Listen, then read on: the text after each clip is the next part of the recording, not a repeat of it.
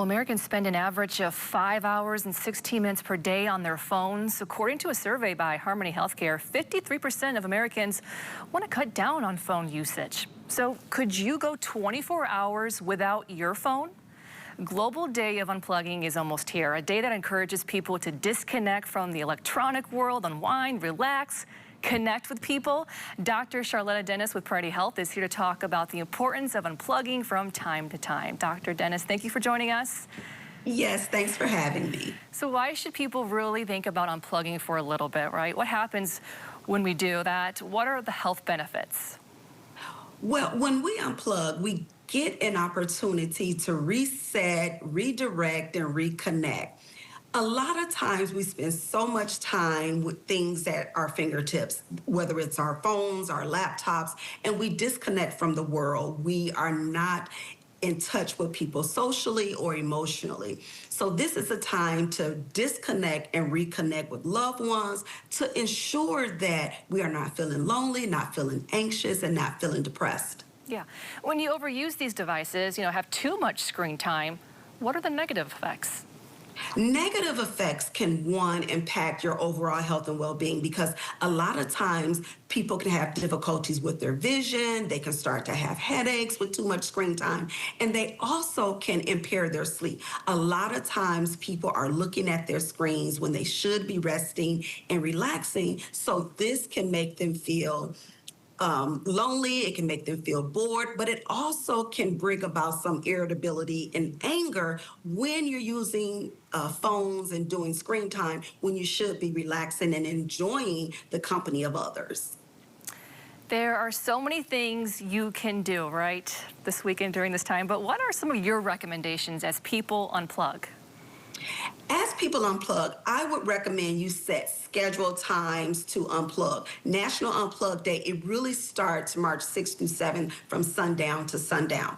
So schedule times to have either direct phone calls with people, so reconnect or reconnect in person. Schedule time to have some social events done or some social events.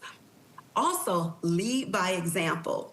At the dinner table, no phones, no tablets. Make sure that everyone is aware that this is a time that we set aside to have some social interactions and social connections. So this could be really fun for a family, right?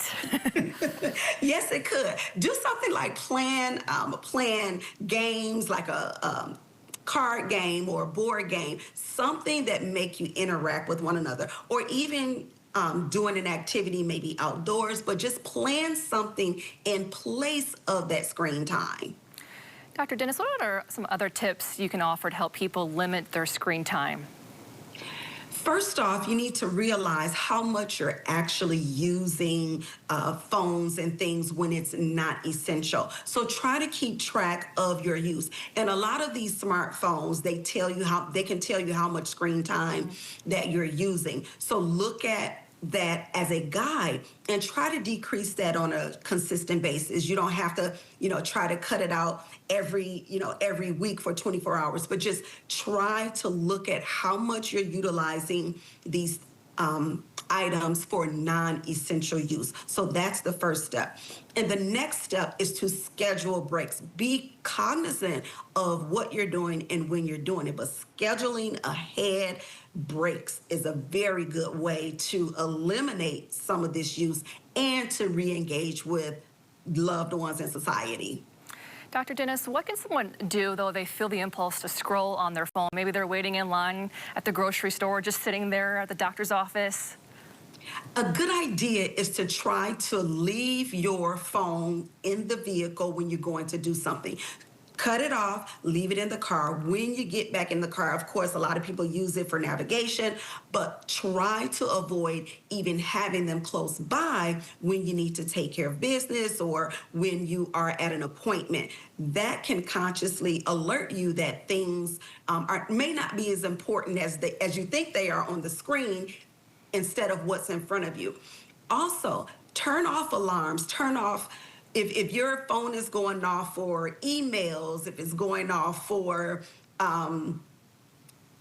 programs or alerts from social media, turn those things off so they are not a distraction all day. Yeah, some helpful tips for sure there. Dr. Dennis with Priority Health, thank you so much for joining us. Yes, thanks for having me.